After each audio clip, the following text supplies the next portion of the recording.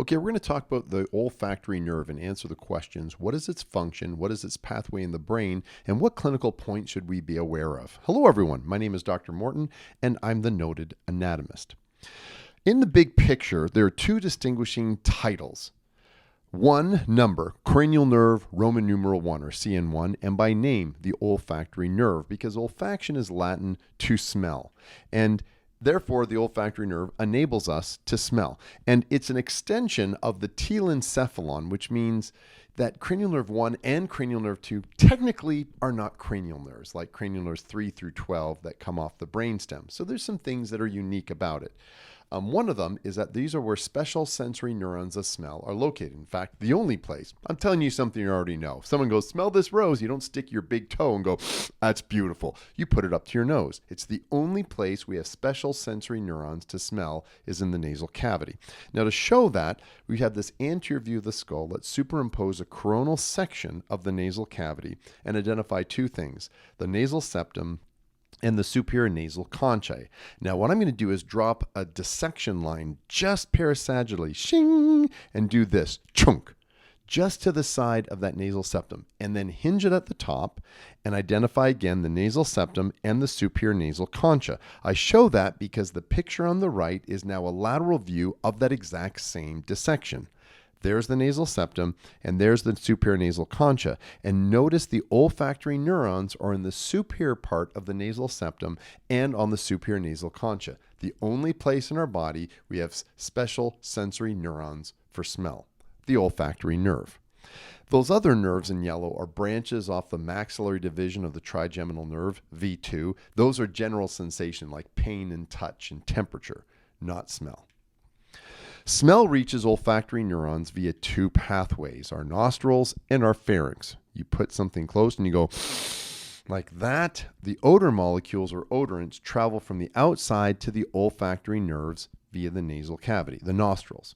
The other thing is you take food and you chew it, and then chemicals or odorants and molecules go from your oral cavity to the oral pharynx, nasal pharynx into the nasal cavity, and the odor molecules travel from mouth to the olfactory nerves into the nasal cavity, and they contribute a great deal to the flavor detail through the olfactory receptors, something you already knew, and that is smell and taste are linked together. Specifically, taste is linked to smell. Okay.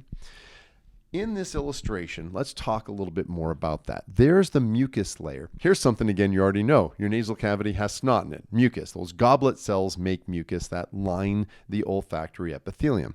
And the odor molecules must dissolve in the mucus layer of the olfactory epithelium in order to activate the olfactory receptors. So when nasal airflow is blocked, like in a stuffy nose, fewer odor molecules can reach the olfactory receptors, thus reducing both smell and overall taste experience. The olfactory epithelium is the area that we now talk about where the rubber hits the road. Olfactory neurons are the special sensory neurons, or in other words, there's the olfactory nerves, cranial nerve 1. They're specialized bipolar sensory neurons that directly detect the odorants. Chemicals, odorants, bind to these olfactory neurons, and that's where the transduction occurs, transduce signals. Transduction is that fancy word that means you take one form of energy, a chemical, an odorant, and transduce it to another form of energy. In this case, an electrical chemical impulse, an action potential that spreads down the olfactory neurons, which then project to the limbic regions of the brain, and that these olfactory neurons are very unique in that they regenerate throughout life. In fact, every 30 to 60 days, these olfactory neurons will regenerate. That's actually why if you damage these neurons, smell loss can occur, but it's not permanent.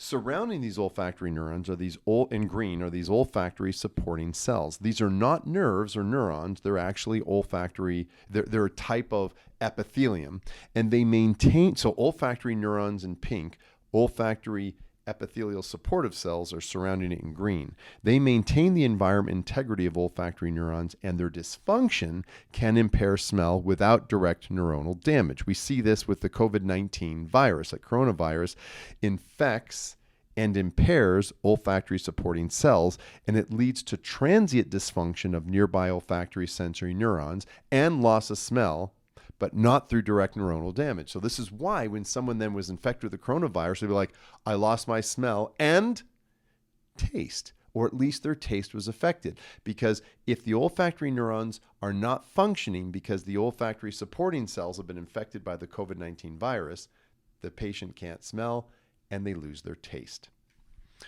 Okay, so there's olfactory epithelium. Now, the olfactory neurons ascend through the cribriform foramina of the cribriform plate of the ethmoid bone in the house that Jack built. Let's do that again. Here's a superior view of the skull with the calvariums removed. We zoom in. There's a crista galli, and flanking either side are these cribriform foramina of the ethmoid bone. The word cribriform is Latin for sieve-like, riddled with small holes like a colander, because that's where the olfactory nerves are ascending up through those cribriform plates, the foramina, and then they synapse with other neurons in the olfactory bulb.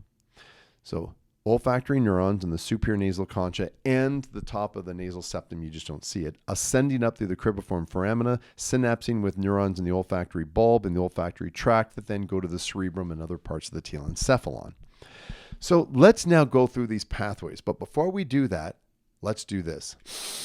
Smell this.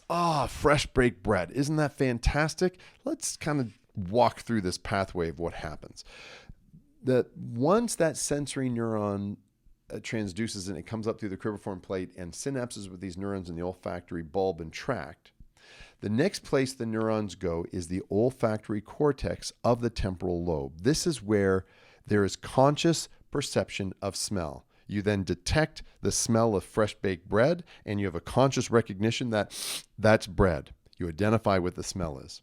Neurons also go to the hippocampus.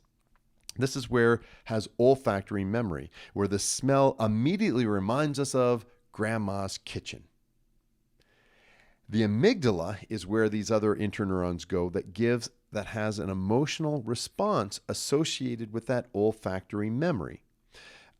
This is where they now go, bread, grandma's kitchen, and then you have memories like, I feel comforted, I feel safe, I feel warm and happy. Also, neurons go to the reticular formation, which has a visceral or organ response to the smell.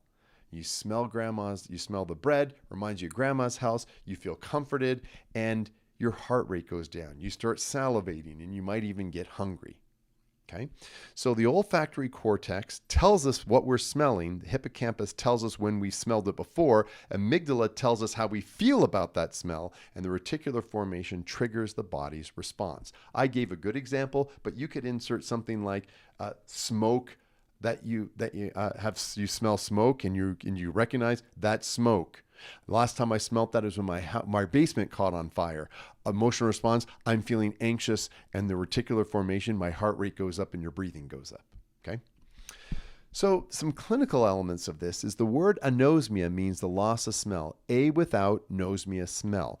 The common ways that you lose your smell is like an upper respiratory infection. And we talked about this. You got a lot of infection. You got mucus all lining the inside of your nose, or there's a lot of nasal inflammation that may occur as well. Those are the most common day-to-day reasons.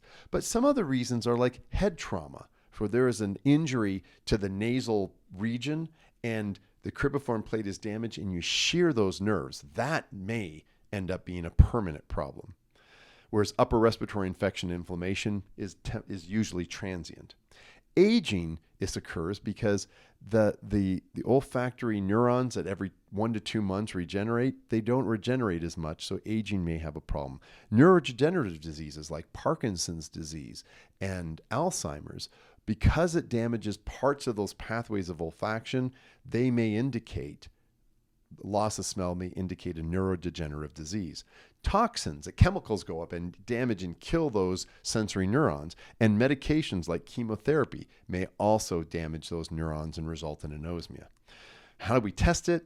Is you have a patient put it on one nostril, then the other, and smell something like coffee grounds or an orange, something strong, and we'd see if the patient smells it.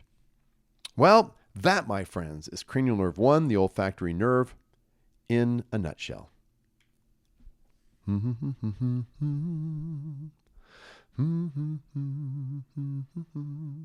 Doodle-doodle-doo-doo.